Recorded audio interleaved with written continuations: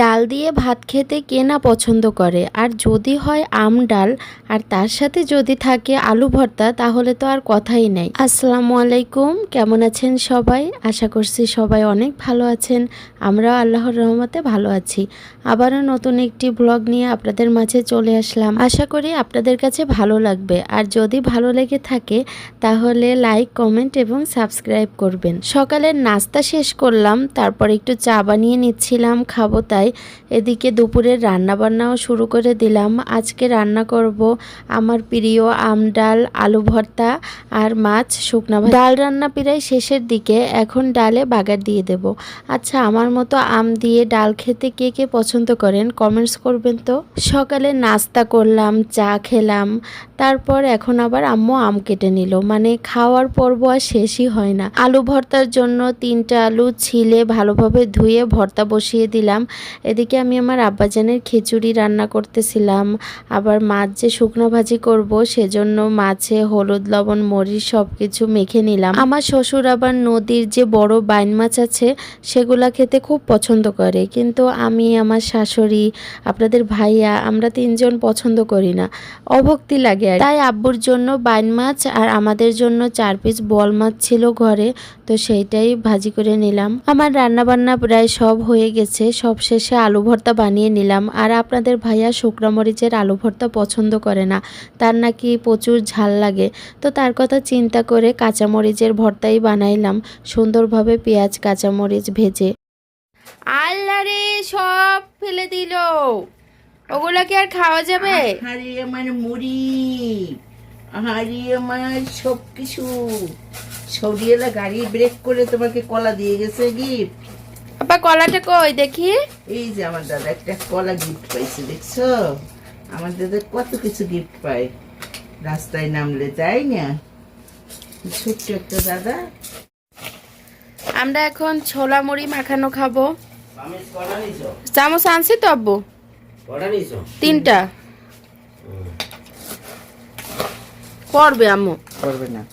পড়বে না দেখেই তো আটকাইছি। আব্বা জান, আপনি একটা কলা গিফট পেয়েছেন। কাজের কৌশল শিখতে, হ্যাঁ, কিছু কিছু কৌশল শিখলে। দারুণ এগুলো তোমরা আবার তোমার খাইও নাতি না। খায় না, তোমার এই যে খাইও তোমার না। পানি। তোমরা পানি খাইও না, এগুলো রাখি দাও, এগুলো তো জমে পড়ে খাইও। তোমরা খাইও না। ক্ষমা করো। আচ্ছা, আমার রোল।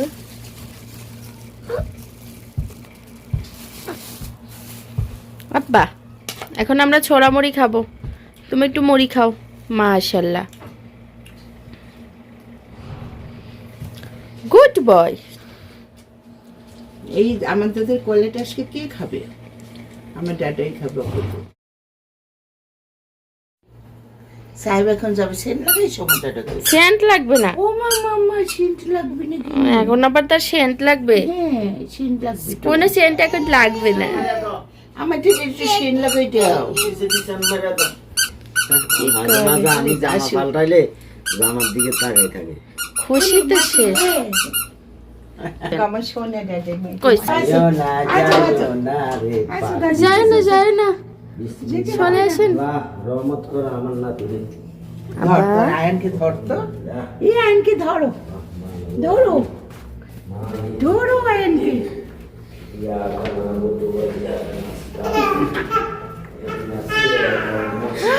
তুমি চলে যাও না। দাদি চলে আসো, যাই, টাকানোরও টাইম। দাদি চলে আসো। আসো না, তুই চলে আচ্ছা না, আমাদেরকে একটু নিয়ে যান প্লিজ। কি সুন্দর গান গাইতে গাইতে যাচ্ছে। গান গাচ্ছে। আচ্ছা আচ্ছা আচ্ছা আচ্ছা। এই বাজার বের করছো পাপা?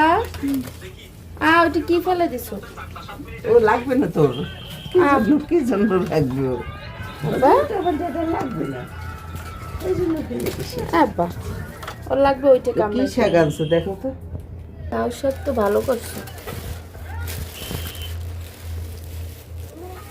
আব্বা, লাউ শাক খাবেন? দাদা রাত্রেবেলা আমার আব্বাজান গিয়েছিল তার দাদার সাথে তার আব্বার দোকানে তার আব্বাকে নিয়ে আসবার জন্য।